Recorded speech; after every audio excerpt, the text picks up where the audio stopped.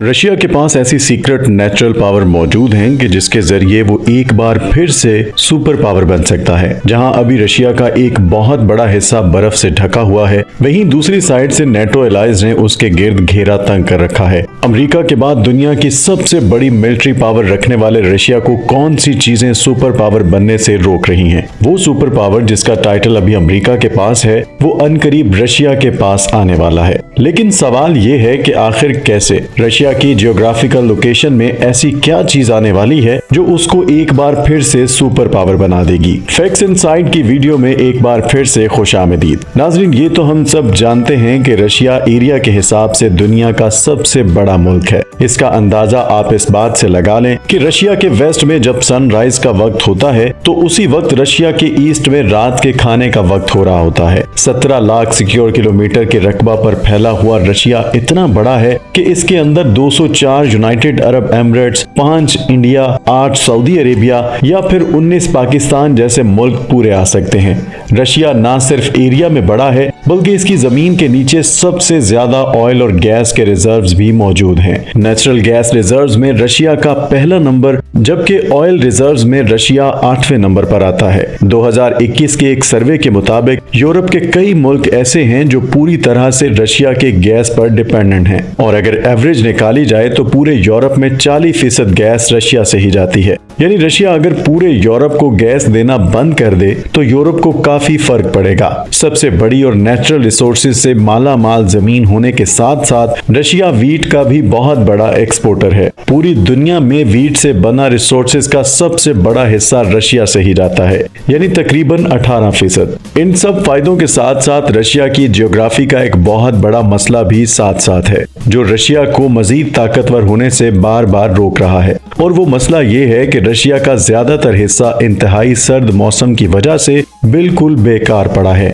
ये हिस्सा साइबेरिया में आता है जहां पूरे साल का एवरेज टेम्परेचर सिर्फ और सिर्फ 0.5 डिग्री सेंटीग्रेड होता है। दुनिया का ठंडा तरीन शहर भी रशिया के इसी हिस्से में पाया जाता है, जहां हैरानकुन तौर पर सर्दियों में टेम्परेचर -71 डिग्री सेंटीग्रेड तक पहुंच जाता है। और इस शहर को हम एवेम्याकोन के नाम से जानते हैं क्योंकि रशिया का बहुत बड़ा हिस्सा एक्सट्रीम वेदर कंडीशन से दो चार है। इसी वजह से रशिया की पॉपुलेशन एरिया के हिसाब से बहुत कम है, और दूसरा रशिया की टोटल आबादी का 75% हिस्सा सिर्फ रशिया के इस 20% हिस्से में रहता है। ये एक ऐसा मसला है जिस पर रशिया सदियों से काबू पाने की कोशिश कर रहा है, लेकिन ताहाल नाकाम है।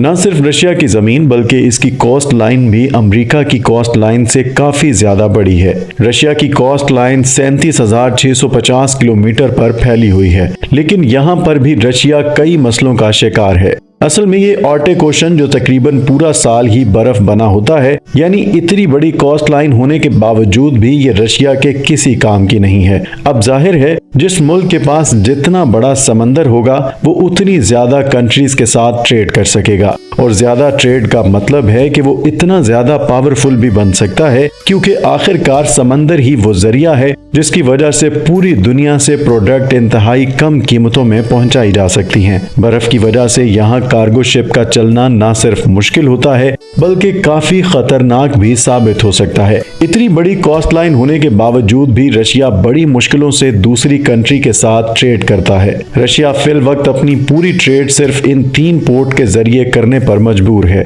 उनमें एक रशिया के ईस्ट में वाक़े व्लादिवोस्टोक पोर्ट के नाम से जाना जाता है, जहां पानी कई महीनों तक बर्फ बना होता है। लेकिन जब गर्मियों के मौसम में यहाँ से ट्रेडिंग स्टार्ट होती है तो रशिया के बहरी जहाजों को जापान के इस कंट्रोल समंदरों से होकर गुजरना पड़ता है, और जापान अमेरिका और नेटो का एक बहुत मजबूत एलाइड पार्टनर है। नेटो कई मुल्कों के दरमियान एक ऐसा इत्तेहाद है जो रशिया से बचने के लिए ही बनाया गया था। यानी अगर किसी भी नेटो कंट्री पर रशिया ने हमला करने की कोशिश की तो बाकी तमाम नेटो कंट्रीज मिलकर उसका साथ देंगे।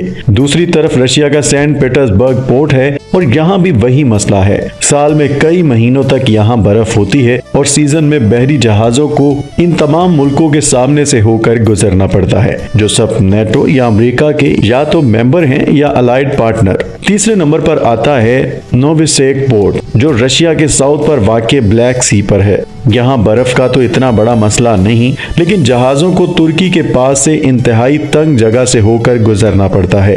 यानी यहाँ भी रशिया को खुलकर ट्रेड करने की आज़ादी नहीं है। बेशक रशिया और तुर्की के रिलेशन अब काफी बेहतर हो चुके हैं, लेकिन तुर्की बहरहाल है तो नेटो का ही मेंबर, यानी रशिया पर खतरे की तलवार यहाँ भी लटक रही होती है। कुल मिलाकर बात यह है कि इतनी बड़ी कॉस्ट लाइन होने के बावजूद भी रशिया को ट्रेड करने के लिए इन पोर्ट पर पहले तो ठीक मौसम का इंतजार करना होता है और फिर अपने दुश्मन नेटो के पार्टनर्स के रहमो करम पर गुजरना होता है। लेकिन इसके बावजूद भी जीडीपी की रैंकिंग में रशिया 11वें नंबर पर खड़ा है। जीडीपी यानी ग्रॉस डोमेस्टिक प्रोडक्ट, अगर आसान अल्फाज में बात की जाए तो किसी भी कंट्री में मौजूद तमाम लोगों की कंबाइन इनकम को जीडीपी कहा जाता है। जीडीपी रैंकिंग से अंदाजा लगाया जाता है कि कोई भी कंट्री कितनी ज्यादा कामयाब है, लेकिन ये किसी भी कंट्री की पावर जानने का वाहिद तरीका नहीं है। जीडीपी से हटकर अगर मिलिट्री पावर की बात की जाए तो रशियन मिलिट्री के पास दुनिया के सबसे ज्यादा न्यूक्लियर वॉर हेड्स मौजूद हैं और अमेरिका के बाद रशिया ही दूसरी ताकतवर मिलिट्री मानी जाती है। यहाँ पर भी रशिया अगर नंबर 1 पर नहीं है तो वो भी सिर्फ और सिर्फ अपने सर्द मौसम की वजह से। ये सर्द मौसम ही है कि जिसकी वजह से आज तक कोई भी रशिया पर कब्जा नहीं कर पाया। नेपोलियन ने 6 लाख फौजियों के साथ रशिया पर कब्जा करने की कोशिश की थी और इसी मौसम की वजह से उसकी फौज को घुटने टेकना पड़े। 6 लाख में से सिर्फ 1 लाख फौजी ही जिंदा वापस लौटने में कामयाब हुए।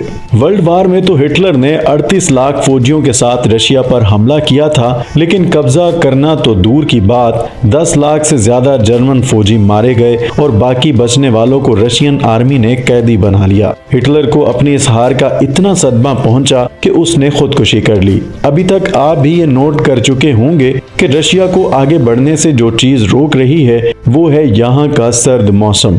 यानी अगर रशिया का सर्द मौसम रास्ते में ना आए तो वो नॉर्थ पर मौजूद समंदर को ट्रेड के लिए इस्तेमाल करके और ज्यादा मजबूत बन सकता है। इसके अलावा रशिया के कई इलाके गोल्ड, यूरेनियम और डायमंड जैसे कीमती मिनरल से भरे हुए हैं, लेकिन सर्द मौसम की वजह से इनकी माइनिंग करना मुमकिन नहीं है। अगर ये सर्द मौसम ना हो तो इन तमाम मिनरल्स और मेटल्स को माइन करके रशिया कामयाबियों की बुलंदियों तक पहुंच सकता है। साथ ही साथ इंसान की सबसे बड़ी रिक्वायरमेंट वीट है।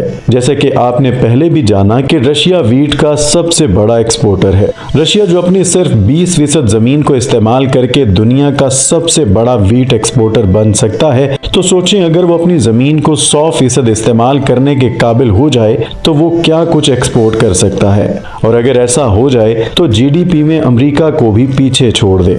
हैरत अंगेज तौर पर एक तरीका ऐसा जरूर है जिससे रशिया इस सर्द मौसम से छुटकारा पा सकता है, और वो है ग्लोबल वार्मिंग।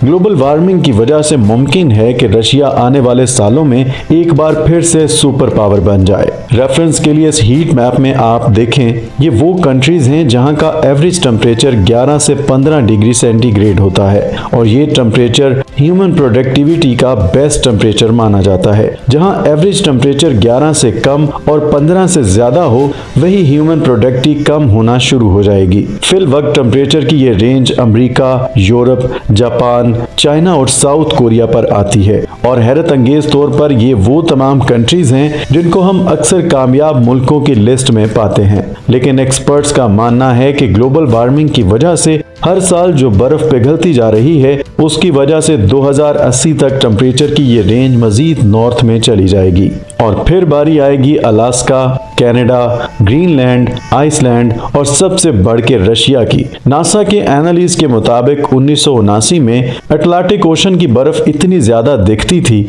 लेकिन वक्त के साथ साथ ये बर्फ पिघलती गई, और 2019 तक ये अब सिर्फ इतनी रह गई है कि इसके डेटा के हिसाब से अटलांटिक ओशन बर्फ हर साल 13% कम होती जा रही है। और अगर ये सब ऐसे ही चलता रहा तो 2035 तक अटलांटिक ओशन पर बिल्कुल भी बर्फ नहीं बचेगी, जिसका सबसे ज्यादा फायदा रशिया को होने वाला है। इन सब चीजों के साथ साथ रशिया को एक और फायदा भी है। क्लाइमेट चेंज की वजह से जो बर्फ मेल्ट हो रही है, उसका समंदर के पानी में दिन ब दिन फायदा होता जा रहा है। यानी जब समंदर का पानी बढ़ेगा, उससे वो साहिल पर बने तमाम शहरों को निगल जाएगा। अमेरिका, जिसकी तमाम नेचर सिटीज साहिल पर मौजूद हैं, उसको आने वाले वक्त में काफी ज्यादा तकलीफ का सामना करना पड़ सकता है, जिसमें पूरे के पूरे शहरों को एवैक्यूएट करना भी मुश्किल है और जाहिर है इस काम में करोड़ों डॉलर का खर्चा भी होगा।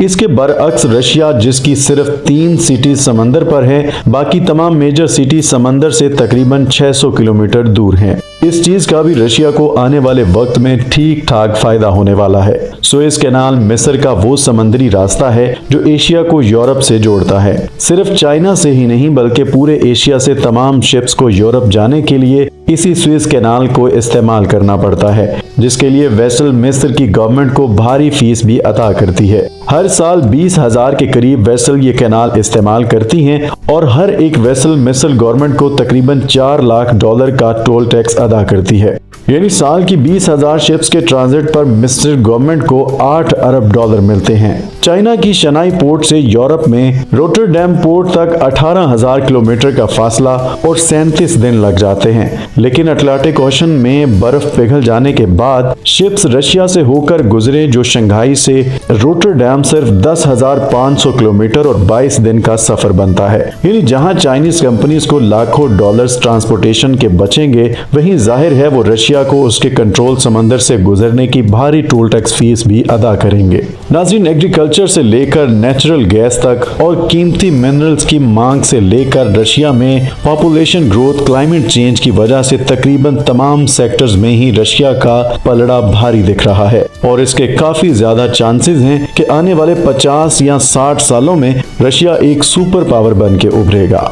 नाज़रीन, उम्मीद है फैक्ट्स इनसाइड की ये वीडियो भी आपको खूब पसंद आई होगी। वीडियो पसंद आए तो इसे लाइक और कमेंट करना मत भूलिएगा। मिलते हैं किसी नई वीडियो के साथ।